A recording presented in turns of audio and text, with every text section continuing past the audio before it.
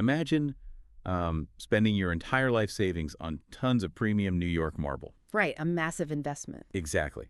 And you ship it hundreds of miles across the country, only to, have to just stand on a bank and watch it get permanently stuck in a dry mud ditch. Oh man, just miles from your business too. Yeah, just sitting there. I mean, it sounds like some bizarre modern supply chain nightmare, right? Yes. But this exact scenario actually sparked a furious public meltdown back in November of 1856. It really did. So today's deep dive is a literal trip back in time, and we're using this single, incredibly revealing primary source. It's this impassioned, honestly, genuinely furious article from a newspaper called the Evansville Daily Journal. Dated November 13th, 1856. Right. And our mission today is to really unpack this massive mid-19th century infrastructure meltdown. We're looking at the spectacular failure of the Wabash and Erie Canal. They call it the W&E Canal in the text. And how its collapse just completely upended the lives of everyday people in Evansville, Indiana. Which is such a fascinating window to look through because, this single clipping captures the exact same civic rage that you would find on, well, any neighborhood internet forum today. Oh, totally. Like a furious Reddit thread. Exactly, just expressed in this very formal 19th century prose. The language is formal, but the underlying emotion is just so raw. Because, when you read this article, it is uncanny. You are looking at a community pushed to its absolute breaking point by a system they were told would be their salvation. Yeah, and their response involves all these wild accusations of corporate transit monopolies and local political conspiracies. Supply chain disasters. Right. We tend to assume that because our modern logistical systems are so complex, our bottlenecks and the anger they generate must be equally unprecedented. Yeah. But this text proves that the structural vulnerabilities of a supply chain and the human cost when it breaks are completely timeless. Okay, let's unpack this. Because before we can truly understand why the town of Evansville is at an absolute boiling point in 1856, we really have to establish what was promised to them versus what was actually delivered. Right, the gap between expectations and reality. Exactly, and the devastating financial mechanics of that gap.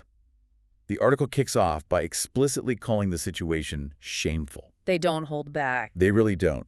They state that the way the citizens of Evansville have been treated calls for this massive expression of public sentiment. What's fascinating here is how the author is essentially sounding an alarm. They are pointing to what they call a notorious fact that the Evansville end this canal is utterly useless more than half the time. More than half the time. I really want to focus on that phrase for a second. Yeah, it's wild. Think about the sheer scale of that failure. It's like, imagine a modern city issuing massive municipal bonds to build a revolutionary high-speed rail line. Okay, right. And the politicians promise you it is going to connect your isolated town to a major economic hub, bringing endless jobs and wealth. And you, the citizens, aren't just the passengers. You are the shareholders. You're fully invested. Fully invested. Yeah. But once it's built, the trains just stop running halfway to the destination. Half the time, these multi-billion-dollar tracks are just sitting there completely empty. Which is catastrophic. Right. You don't just lose your commute in that scenario. Your entire local economy collapses. And the author explicitly frames this economic whiplash in the text. They contrast the current disaster with the past, noting that the citizens well remember the rejoicings of the day when the canal first opened. The hope was so high. Exactly.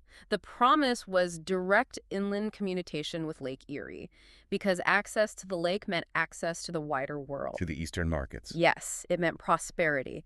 But the reality is that the people who finance the stream are now entirely ruined. Yeah, the text mentions worthy men in the community. And that's a deliberate phrase, right? Oh, absolutely. It implies these aren't reckless speculators or, like, Wall Street gamblers. These are the responsible local business owners, the pillars of the town. The people you trust. Right. And the paper says these worthy men invested their all in canal boats and canal boat stock. And in every single instance, they have met with great pecuniary losses. And we really have to look at the mechanics of what a pecuniary loss actually meant in this era, because it isn't just a dip in a stock portfolio. No, not at all. When a town's wealthy citizens tie up their liquid capital in physical infrastructure like canal boats that literally cannot move because there is no water, the money just stops flowing through the town entirely. A whole economy just seizes up. Exactly. The author specifically notes that commission merchants have been sadly disappointed. Let's pause on the commission merchants for a second, because that feels like a crucial piece of this puzzle. It is. What does it actually mean to be a commission merchant in 1856? And why does a dry canal ruin them so specifically? So a commission merchant didn't necessarily own the goods they were selling. They facilitated the sale of goods from Eastern suppliers for a percentage of the profit. So their entire business model relied on trust, timing, and volume. Trust and timing, right? Yeah. If you are an Evansville commission merchant and you tell a supplier in New York that you can sell their goods, but those goods get stuck in a ditch halfway down the state of Indiana, you don't just lose your percentage. You lose your reputation. Precisely. You lose your reputation with the Eastern markets. You become unbankable. Wow. So the investors are wiped out and the merchants' reputations are just destroyed. Completely. But what about the physical reality of the goods themselves? Because, I mean, a dry canal doesn't just sink stock prices. It physically traps the town's inventory. Yes, and this is where the text transitions into a total micro-level supply chain nightmare. The specifics, the paper lists, are incredibly telling regarding what this town is actually trying to accomplish. Yeah, the text explicitly mentions heavy machinery and marble shipped all the way from New York. Just massive, heavy items. Right. And they say businessmen are losing money every day due to the delay caused by the unnavigable condition of the canal. So you have this massive slab of New York marble sitting on a boat, stuck in the mud, unable to move forward or backwards. Stop and picture the physical logistics of that for a second. It's absurd. It is. Before the widespread use of the combustion engine or, extensive rail networks, water was really the only economically viable way to move something with the density of heavy machinery or marble. Because you can't exactly put it on a wagon. Right. If the canal fails, you can't just put a multi-ton piece of marble on a horse-drawn cart and drag it over muddy, rutted 19th century welds for 100 miles. That sounds impossible. It was. The alternative isn't just a slower delivery. The alternative is the physical impossibility of moving the item at all. Okay, but I have to push back on this a little bit. Sure. Because reading the text, it says the canal is never in repair for more than a week at a time. If you live in Evansville and you know this piece of infrastructure is a wildly unreliable ditch, which, by the way, is the exact derogatory word the paper uses, why on earth are you routing expensive, heavy New York marble through it in the first place? It seems counterintuitive. Yeah. Isn't it just bad business to rely on a broken system? Well, that assumes the merchants actually had a choice, which the text implies they did not. The paper gives us a massive clue about the structural pressures these business owners were under by bringing up the dry goods merchant. Okay, right. I remember that part. The author writes that the dry goods merchant is terrified to ship via the canal lest the season should pass away and his goods not arrive. Wait, so it's not like today where a missed season just means, discounting winter coats on a clearance rack in March. You're saying the entire capital of the town was literally frozen in the mud. Precisely. In the 19th century supply chain, the capital cycle was just brutal. A dry goods merchant would buy their winter inventory on credit from the East. The expectation was that the goods arrive in the fall, you sell them during the winter, and then you use those profits to pay off the Eastern debt in the spring. Oh, I see where this is going. Yeah. If your goods are stuck in a dry canal bed for 3 months and arrive after the season is over, you cannot sell them. But your debt to the Eastern supplier is still due. So you're just done. Missing the season meant total bankruptcy. They used the canal despite knowing it was a ditch because they were playing a forced hand. It was a desperate gamble because there simply was no other affordable route. Wow. And you can really feel the sheer psychological weight of that desperation in the article. You really can. The author reaches this breaking point and literally writes that it would be better for southern Indiana if the canal were filled up at once, rather than relying on a ditch that is always broken. Which is such an extreme reaction. I know. They're asking to physically bury their own multi-million-dollar investment. Which is a profound statement about the psychology of sunk costs and unreliable infrastructure. What they're describing is essentially the torture of intermittent reinforcement. Right, because it works just often enough. Exactly. If the canal didn't exist at all, you would adapt. You would build different businesses or rely on different, albeit slower, overland routes. But because the canal exists, and because it works just often enough to tease you with the possibility of success, you rely on it. And then it just breaks you. It breaks you. The predictability of a permanent dirt road is vastly superior to the unpredictability of a sometimes wet ditch. Here's where it gets really interesting, though. Yeah. Because once a community is bleeding money, defaulting on Eastern debt, and staring at a dry ditch filled with stranded marble, they naturally start seeking causality. They want answers. They want to know why this is happening to them. And in this text, we see this fascinating shift from blaming environmental bad luck to suspecting something far more sinister. Well, when complex systems fail, the search for a villain is a deeply human reflex. The pain is just too acute to just blame the sky. Right. And the Evansville Journal finds a very specific anomaly to point at to justify this reflex. They do. They note that the canal is in constant order, meaning it is functional and maintained Yeah. from Toledo all the way down to Terre Haute. Which is pretty far north of them. Yeah. Yeah. But below Terre Haute, down to Evansville, it is completely worthless. Now, they do acknowledge in the very next breath that the past season has been an unusually dry season. They know there's a severe drought. And that admission is crucial. They are not denying the environmental reality of the drought. No, but they immediately sidestep it. Right. They quote another paper, The Inquirer, which says, and I'm quoting here, "It seems as though a studied and systematic effort had been made to keep this end of the canal out of water." A studied and systematic effort. That is an active conspiracy. It absolutely is. And the Evansville paper then openly admits that they aren't acquainted with the canal management, they don't really know what the managers are doing to fix it, and they have no evidences of their success or failure. No evidence at all. So looking at the facts presented in the source, isn't this just a textbook case of scapegoating?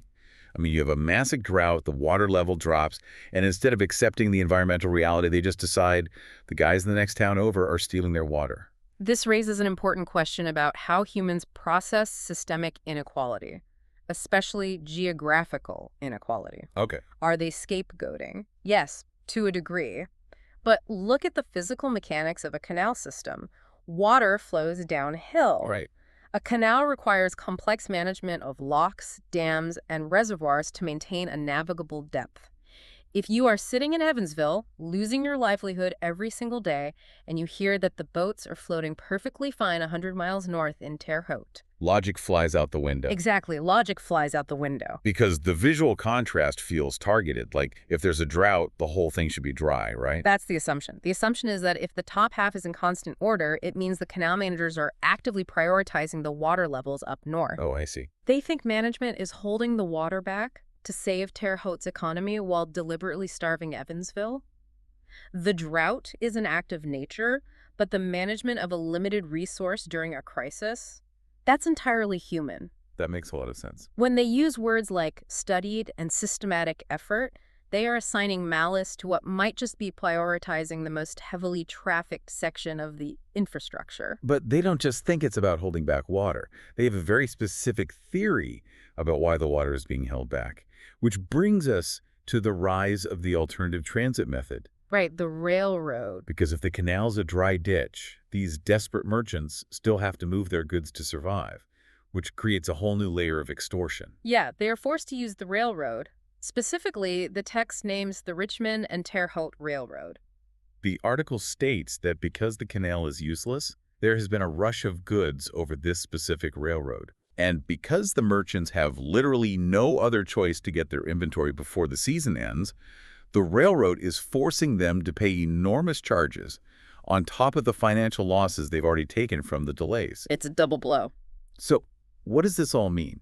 If we put this in modern terms, imagine you live in an isolated region with only one decent internet provider. Okay. That provider knows your business requires massive bandwidth to survive.